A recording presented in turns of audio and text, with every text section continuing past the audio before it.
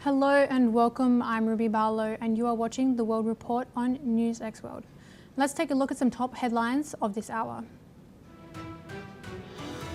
In a post to Truth Social, US President Donald Trump has said that the Strait of Hormuz is now open and ready for passage. He thanked Iran in the statement. The market has reacted to statements from Iranian Foreign Minister Abbas Araghchi and US President Donald Trump that the Strait of Hormuz is now open commercially, with oil falling by 11%. Brent crude futures dropped by $11.12 or 11.2% to $88.27 per barrel at 13:11 GMT. Intermediate crude futures fell $11.40 or 12% to $83.29 a barrel. Lebanon's army reported acts of aggression by Israel that it says violated a ceasefire which took effect at midnight. Lebanon's army, in a post on X, called on residents in the south to exercise caution in light of a number of violations of the ceasefire agreement by several acts of Israeli aggression. President Donald Trump has said the US war with Iran was a little diversion during his second term in power, as recent polling shows the conflict's unpopularity with the American public. In Cameroon, Pope Leo blasts leaders who spend billions on wars and use religious language to justify conflict, saying the world is being ravaged by a handful of tyrants. The remarks came days after US President Donald Trump attacked Pope Leo on social media during the Pope's Africa tour. Estonian Defence Minister Hanno Pevkur says Estonia has no doubt the United States would help defend it if Russia attacks. Pevkur also warned that Europe is not ready to stand up to Moscow on its own, as Estonian intelligence says Russia is stockpiling ammunition for future wars. The UK's top foreign ministry official will leave his post after Prime Minister Keir Starmer lost confidence in him following a row over the security vetting of Peter Mandelson. The former US ambassador is under police investigation for allegedly leaking government documents to the sex offender Jeffrey Epstein. Apple's iPhone shipments in China surged 20% in Q1, with reports showing strongest growth among major vendors, despite an overall 4% drop in the world's largest smartphone market. Supply chain disruptions are soaring, memory chip prices have hit the broader market. To our top story of the hour, in some recent news, US President Trump has now announced that the Strait of Hormuz is now open. This comes after Iran's Foreign Minister Abbas Araghchi announced the same through a social media post on X. Iran's Foreign Minister Abbas Araghchi said that the strategic Strait of Hormuz, vital for the global oil trade, will remain completely open as long as a ceasefire in the Middle East lasts. It was not clear whether he was speaking of the 10-day truce agreed by Lebanon and Israel that went into effect at midnight, or an earlier 2-week truce between Iran and the United States that began on April 8th. We're now joined by Dr. Gilles-Emmanuel Jacquet, Professor at the Geneva School of Diplomacy and International Relations, joining us live from Geneva. Professor Emmanuel Jacquet, thanks very much for joining us on the broadcast today with NewsX World. It's a pleasure to have you on. Now, what can we make of this latest news, statements from the Iranian Foreign Minister and the US President that the Strait of Hormuz is now indeed open for commercial shipping? What do you make of this latest update? Thanks for the invitation and this question. Well, we could say it's good news because the closure or the filtering, let's say, of the Strait of Hormuz had a negative impact on markets and especially on the energy market. Prices started to soar in various Western countries, and it could as well aggravate inflation. So from this point of view, it's good news. However, we know that this decision is tied as well to the ceasefire in Lebanon. So we'll have to see what will happen in the next 10 days, because there have been already several violations in the previous days, especially committed by the IDF. And then we will see, so if these ceasefire between Israel and Lebanon holds, and then as well if further talks are held with regard to the conflict between Israel, the US on one side, and Iran on the other side, because the core issues are not settled. Mm-hmm. Doctor, what does it tell us about these negotiations, how they're progressing, if Iran is willing to give up its biggest leverage that it has over this war at the moment? Of course, their navy, their military, their leadership have all been wiped out at this moment in time. What does it tell you about how these negotiations are progressing? Well, negotiations stalled, and the positions of the US and Iran were quite distant from each other, were quite entrenched. So, this decision from Iran is a strong sign of goodwill. It's true that Iran as well had a very strong leverage and influence through the filtering of the Strait of Hormuz. We'll see what kind of concessions Iran will get from that, because once again, there could be as well further incidents in Lebanon or Israeli attacks on Iran in the next couple of days, because President Netanyahu as well was quite as well full of threatening statements towards Iran. He's not very happy about this deal. Moreover, even though it's a positive step in the negotiations, there are other as well pending issues that should be settled, and that could as well trigger ulterior confrontation, like the nuclear issue typically. Mm-hmm. Dr. Jacquet, how could we see these negotiations progress? Indeed, if the strait has been opened, do you think it will be taken as a gesture of goodwill? Of course, President Trump there making a statement on Truth Social thanking Iran. Do you think we could see these negotiations speed up, perhaps another meeting in Islamabad in the near future? Well, it's very difficult to predict the future outcomes of the negotiations in Islamabad, because once again, we are, let's say, coming from far. We have two countries with very entrenched positions. So, sure, Iran as well made a strong sign of goodwill. Let's remember as well that even though, as you mentioned, the leadership, the Iranian Navy as well, were strongly affected by these strikes, Iran showed as well very strong resilience. So in the future, if the situation deteriorates again, if we had other Israeli or US attacks against Iran, Iran could as well try to take over the Strait of Hormuz and reach a filtering and tax policy as the one we witnessed previously. So let's see what will come, but I guess there'll be other obstacles, especially the nuclear issue. Mm-hmm.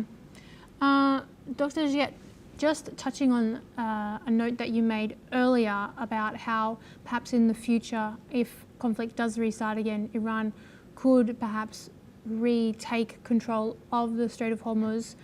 How do you think this decision by Iran to blockade the Strait of Hormuz and subsequently reopen it will be taken by the international community?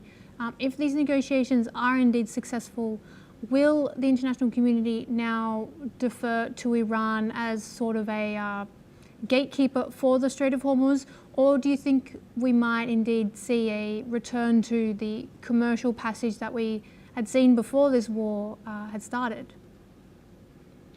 Well, several Western powers raised the issue of the freedom of navigation, freedom of commerce, freedom of the seas, and it's a relevant issue because the US and countries that are, let's say, hostile towards Iran will not allow or tolerate that Iran would have such leverage over their economies, and especially it's strong proof that Iran is still, in fact, a regional power, even though we had decades of sanctions, even though we had as well the previous campaigns, the strikes, missile strikes, assassinations, and we had as well the protests. Iran's remained resilient. It's interesting as well to note that the President Director General of Total Energy, a major French oil company, Patrick Pouyanné, declared that he preferred to pay a tax to Iran than rather to face a confrontation or a pure or total blockade of the Hormuz Strait. So I hope gradually we'll have as well a normal situation as the one we used to know in the past. But it will depend once again as well on the moves made by the US, because if the strait is open, we'll see as well if the US Navy or US forces in the region will not try to engage in other military buildup and reinforcing their positions, which could then push Iran as well to take countermeasures. Dr. Jacquet, of course, this reopening of the Strait of Hormuz will be dependent on the conduct of the players in this situation.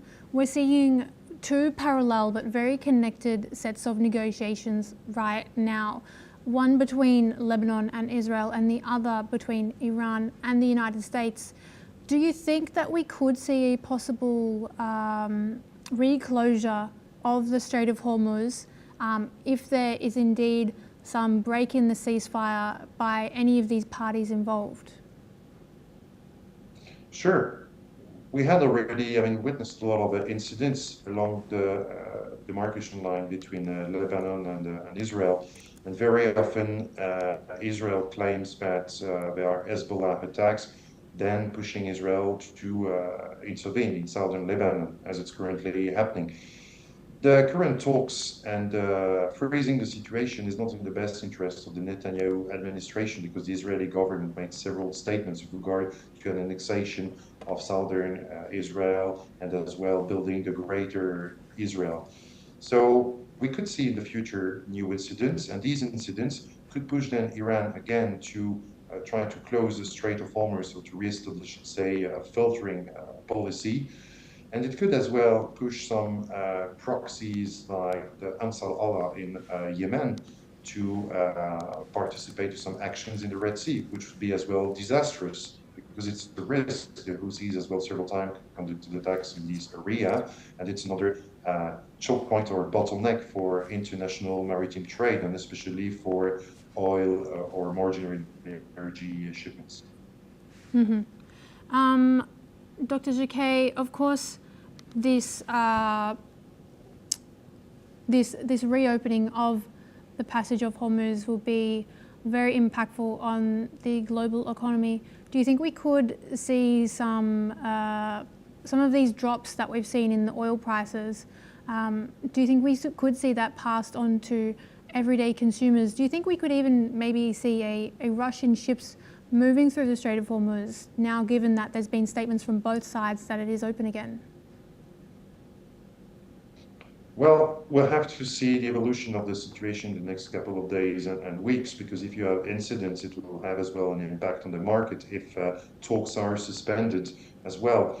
It will as well depend on the specific economic policies of various countries. If you consider France, for example, you have high taxes on oil, and as well oil companies very quickly pushed for rising prices, even though it was not really justified.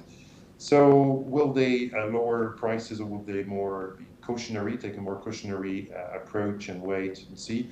Well, I guess we'll have to see what will happen in the next couple of days once again, because incidents could have as well other negative effects on the oil prices. Do you think we'll also see perhaps some international reactions in these next couple of hours? How do you think that the actors in the region will react? The Gulf states, of course, they rely on the Strait of Hormuz heavily to export oil resources. Perhaps reactions coming from Europe. What do you predict we might see? Well, if we look at GCC countries, it's good news as well for them, because their economies are highly dependent on oil or gas exports. It will as well, this conflict will raise many other questions for Qatar, for Bahrain, Saudi Arabia, and the United Arab Emirates. It will raise the question of their partnership with the USA, because the very presence of US bases on their territories was a liability. They were hit because of the presence of these bases. And there were some rumors that China is pushing as well some of these countries to consider more strategic partnerships in the military sphere as well. So the war will have as well political impact on the GCC. It's not going to happen overnight for sure, because it will have huge implications. If we consider then Western countries, Chancellor Merz of Germany said that Germany was in favor of reopening the Strait of Hormuz and would like to contribute to securing the situation, but only after we have an agreement and the situation is less risky and less volatile. European countries are taking as well a cautionary or more careful, let's say, approach towards the situation in the Strait of Hormuz, because they have been as well negatively impacted by the oil prices, the surging prices. And moreover, many European governments were in a difficult position when they had to criticize Trump for this conflict with Iran. Dr. Jacquet, just touching on something that you mentioned before, we've seen kind of a realignment in some of these regional relationships. There's been tours by Zelensky, Ukrainian Prime Minister Zelensky, to that region, creating some alliances with some of those Gulf states, talking about drone technology, drone knowledge. There's also been, of course, the interests of Russia in this region, China in this region. Do you think that if we do indeed see a resolution to this war, as perhaps this opening up of the Strait of Hormuz is indicating, optimistically, do you think we could see a bit of a realignment in these global alliances around the world? I mean, Trump recently has been directing criticism towards NATO, towards the EU. Do you think we could see a change in these relationships in the future, in the next coming years, in the next coming months, perhaps? Well, it will take some time, because these, let's say, strategic shifts in terms of strategic influence, in terms of regional hegemony, it's not going to happen overnight. The decline of the British Empire, especially in the region, took time, and then they were succeeded by the United States of America. But it's clear now, it became more increasingly evident that the USA in the future won't maybe enjoy the same influence as they used to enjoy in the past, with Saudi Arabia since 1945, for example. There are rumors, once again, as I already said, from concerning China, that China is increasingly interested to have not just an increasing economic and political presence in the region, but to have as well a military foothold, to potentially open a military base. The USA are aware about that, and it's not good news in Washington. So we can expect as well that the US will try to keep its influence. We heard many statements of President Trump about no wars in the Middle East, no war in Iran, that NATO was useless, that he didn't want to have war in Ukraine. But when you look as well, when you compare, let's say, his statements and you compare as well US interest and facts, let's say facts on the ground, I guess the US will continue to enjoy some kind of let's say, global hegemony, at least a very strong influence in the strategic areas around the world, like the Middle East or Asia or Europe, but with less cost, with less involvement, and ideally with proxies, with vessels. But it will be increasingly unlikely in the future, because once again, it's visible that GCC states want to find new partners. They have been hit by Israeli attacks as well when we had talks with Hamas in Qatar. So once again, the US are not seen anymore as the best guarantee for protection. Dr. Jacquet, please don't go far. We're now moving to some breaking news. President Donald Trump claims that the Strait of Hormuz remains completely open and ready for business, even as a naval blockade targeting Iran continues to be enforced. In the message, he asserts that the blockade applies exclusively to Iran and will remain in place until ongoing negotiations and transactions with Tehran are fully completed. The statement suggests that most of the key points in the negotiations have already been agreed upon, and indicates that the remaining process is expected to move quickly toward completion. It also reinforces that maritime passage through the Strait of Hormuz remains unaffected for commercial shipping, despite broader enforcement actions directed at Iran. The Strait of Hormuz is one of the world's most critical energy choke points, handling a significant share of global oil transport. Any disruption or perceived restriction in the area often draws immediate international attention due to its potential impact on global energy markets.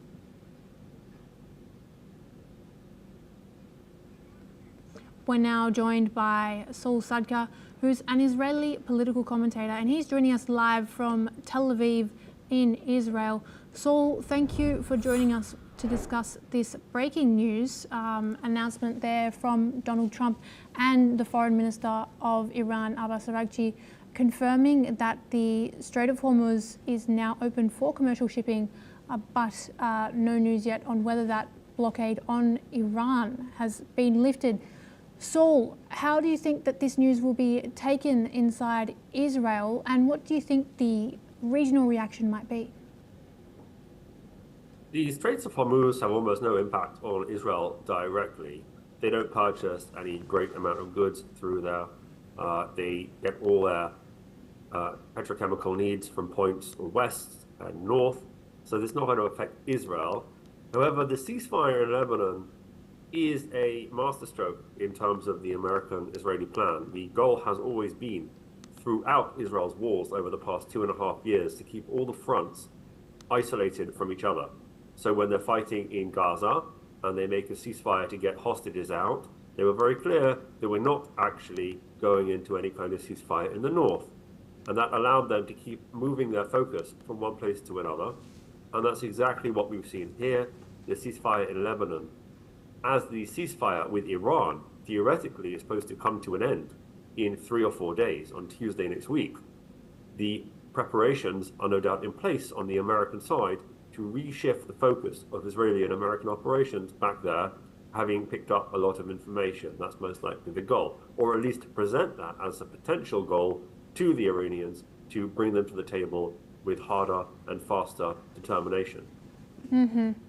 And so, what do you make of this decision by the Iranians to give up their trump card, if you excuse the expression, in these negotiations? Does it mean that these negotiations are progressing along well? Does it mean that we'll see a meeting coming soon in Islamabad?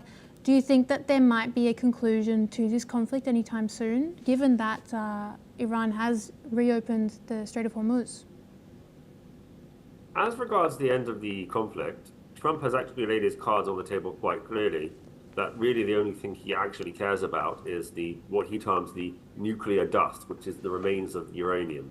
If the Iranian regime is able and capable to unite around the understanding that they need to hand that over to end the conflict can end, and that will probably be the end of it, and the IRGC will remain in control for the foreseeable future, maybe a few years, until they collapse under the own weight of the contradictions.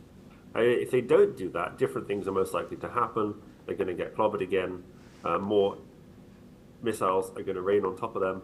And what you describe as their trump card, which was closing the Straits of Hormuz, that they've now taken off the table, has already in fact been taken off the table for them.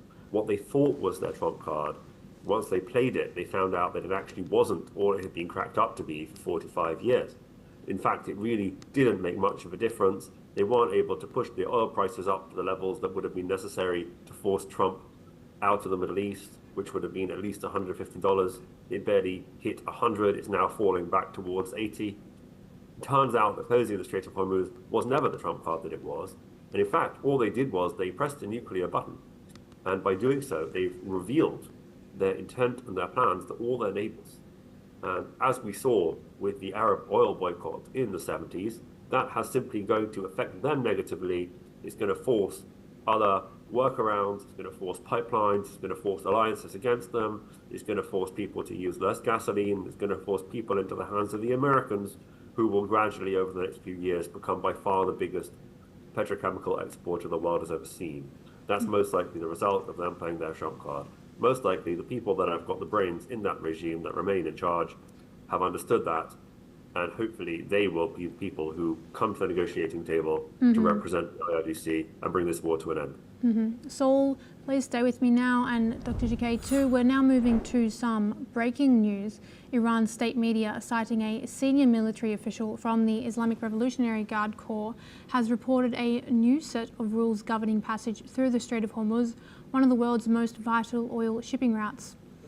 According to the statement, commercial vessels are permitted to transit the strait, but only along designated routes and after receiving authorization from the IRGC Navy, which is said to be overseeing maritime movement in the area. The report further claims that military vessels are not permitted to pass through the Strait of Hormuz under the current arrangements.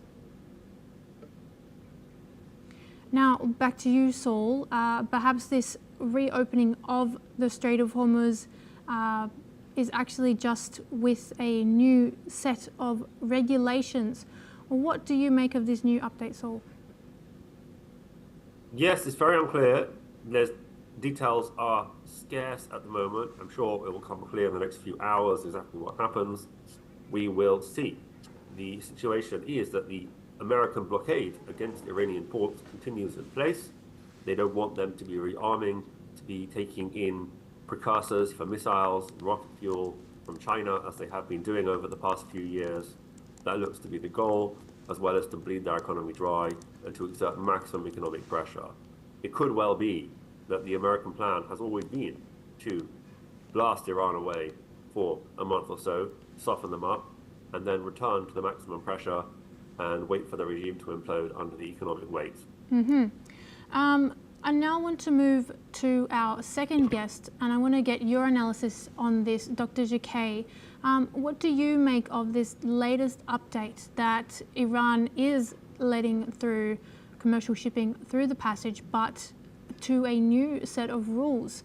Do you think that this is really a true reopening of this passage, or is this still to the Iranians' advantage? Of course, Trump has made a statement thanking Iran, but what are you making of this latest update? Well, if we look as well at Trump's statements, the overall is quite contradictory. We receive contradictory signals. Maybe President Trump doesn't want to acknowledge Iran's leverage over the situation, over the Strait of Hormuz. It's clear that by as well making this gesture of goodwill, Iran is showing as well that it's keeping somehow the upper hand.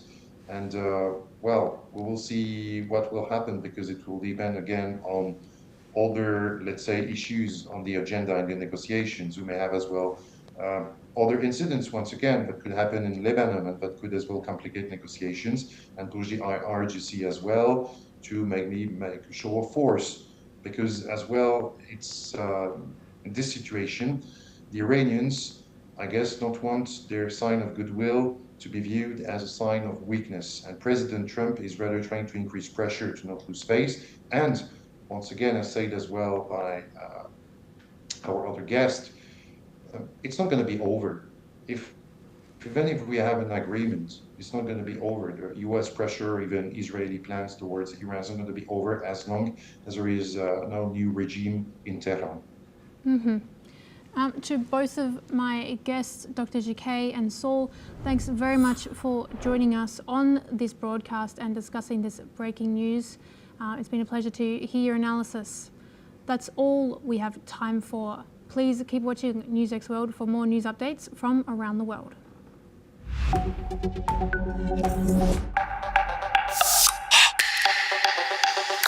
आज का भारत सिर्फ आगे नहीं बढ़ रहा, भारत खुद को next level पर ले जा रहा है. Together with my friend Prime Minister Modi, who I was pleased to see again last night, we took on our bilateral relationship and raised it to its highest level ever. We need new answers. That's why we are coming to India. And as a citizen of Nepal, India's closest neighbor, I feel a deep sense of pride and optimism seeing this strike.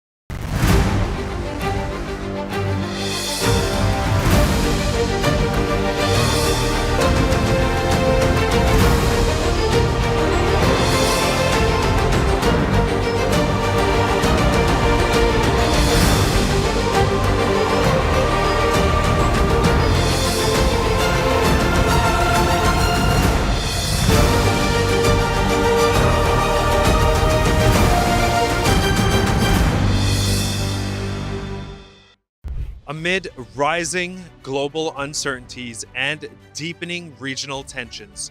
The world needs the IPU more than ever before. I think that creates a forum of trust and understanding. The IPU, it is the angel of peace, of democracy, of harmony. The opportunity of being together with the parliamentarians from all the world is not just a rhetorical network. If one woman will be elected, it will represent all of us, even that we are not from Turkey. The world is facing economic, social, and humanitarian challenges. Speakers and members of parliament from over 80 countries are here in Istanbul. I mean, in the world what it is today, we need more dialogue. I think the first of all is respect to human life. IPU for me is mother of all parliaments. I always say the power is in the parliament because we are voting on the law which is proposed by the government. I'm in a great place here in Istanbul with such a history. To discuss, deliberate, and find answers to protect peace, justice, and human dignity. I'm Rashan Gidwani, and I'm here in Istanbul to essentially cover the 152nd Assembly of the Inter-Parliamentary Union on NewsX World.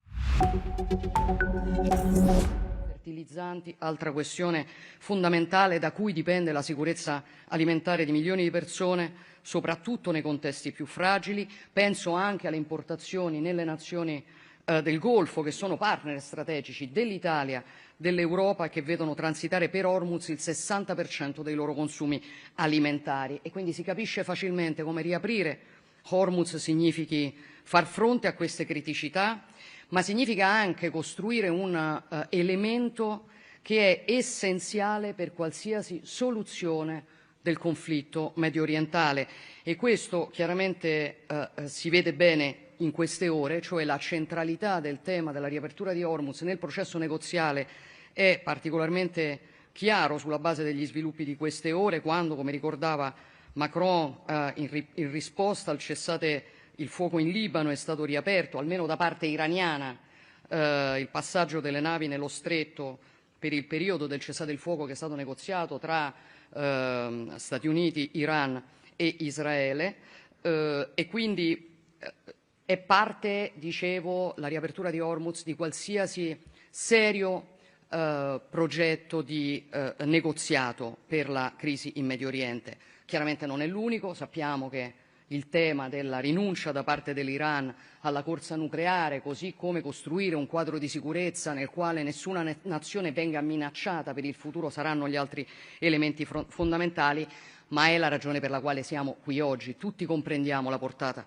di questa sfida. Io considero molto significativa anche, voglio ringraziare ovviamente Kira e Manuel, ma anche le tante nazioni che hanno preso parte da contesti molto differenti tra loro alla riunione di questa mattina, dimostra che il lavoro che stiamo facendo non è un lavoro che è mosso da un interesse di parte, ma è mosso da un interesse generale.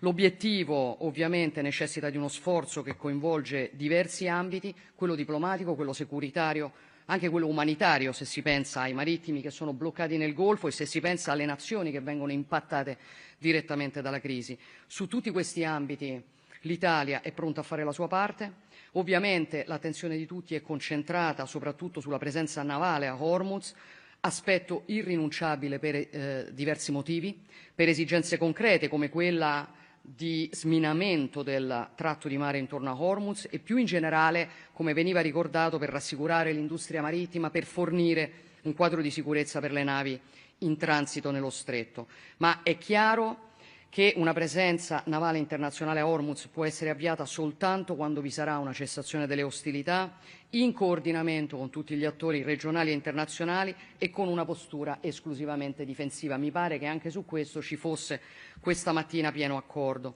Stiamo portando avanti una importante azione di pianificazione a livello nazionale. L'Italia offre, nel quadro chiaramente che ho appena disegnato, la sua disponibilità a mettere a disposizione proprie unità navali, chiaramente sulla base di una necessaria autorizzazione parlamentare per quelle che sono le nostre regole costituzionali, ma è un impegno in linea con un lavoro che abbiamo già fatto per la difesa della libertà di navigazione. Ricordo Aspides, ricordo Atalanta, quindi le operazioni europee, e particolarmente Aspides, che vanta una presenza importante in un'area attigua a quella di Hormuz. Dal mio punto di vista può rappresentare un'esperienza preziosa anche per quello che stiamo cercando di fare ora.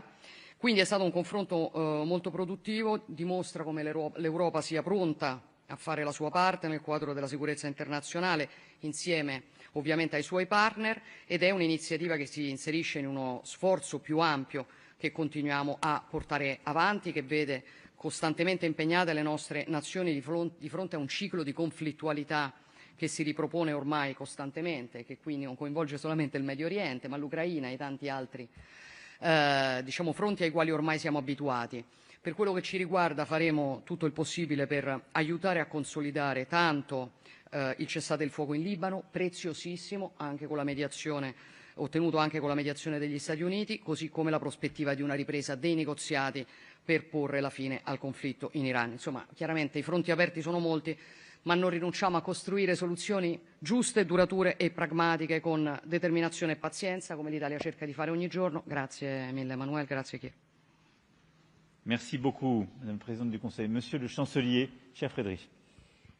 Ja, lieber Emmanuel Macron, lieber Keir Starmer, lassen Sie mich auch zunächst von meiner Seite aus sagen, dass ich sehr dankbar bin, dass der französische Staatspräsident und der Premierminister von Großbritannien zu dieser Konferenz heute nach Paris eingeladen haben. Und ich bin dankbar, dass Giorgia Meloni und ich für Italien und für die Bundesrepublik Deutschland daran auch persönlich teilnehmen durften. Wir haben heute eine sehr große Übereinstimmung zwischen all denen gesehen, die an der Videokonferenz und hier in Paris persönlich teilgenommen haben. Es hat mich offen gestanden auch ein wenig überrascht, wie stark die Übereinstimmung in der Bewertung der Lage war und wie klar und übereinstimmend auch die Schlussfolgerungen waren, die von allen Beteiligten daraus gezogen worden sind. Denn dieser Krieg gegen den Iran stellt uns vor große Herausforderungen. Wir alle wollen, dass der Nahe und Mittlere Osten so schnell wie möglich zu Frieden und Stabilität zurückfindet. Daran haben wir alle ein großes Interesse. Die explodierenden Energiepreise müssen so schnell wie möglich wieder sinken. Und dieser Krieg darf nicht zum transatlantischen Stresstest werden. Insofern gilt es jetzt, einige Schlussfolgerungen gemeinsam zu ziehen, denn die Herausforderungen, die ich gerade beschrieben habe, betreffen uns alle in allen Staaten der Europäischen Union, darüber hinaus auch in ganz Europa. Und wenn dieses, was wir uns vorgenommen haben, misslingt, dann droht eine große, multidimensionale, globale Krise. Und lassen Sie mich an dieser Stelle hinzufügen, ich nehme sehr ernst, was am Wochenende in Washington während der Jahrestagung des Internationalen Währungsfonds und der Weltbank auch im Hinblick auf die Entwicklung in den Kapitalmärkten zum Ausdruck gebracht wurde. Und insofern haben wir alle ein sehr hohes Interesse daran, unsere Anstrengungen jetzt zu verstärken und auch die notwendigen Schlussfolgerungen daraus zu ziehen. Es sind aus meiner Sicht drei, aus der Sicht der Bundesregierung, der Bundesrepublik Deutschland. Wir unterstützen die laufenden Bemühungen um eine schnelle diplomatische Verständigung zwischen den Vereinigten Staaten und Iran. Wir führen auch unsererseits Gespräche mit allen Akteuren.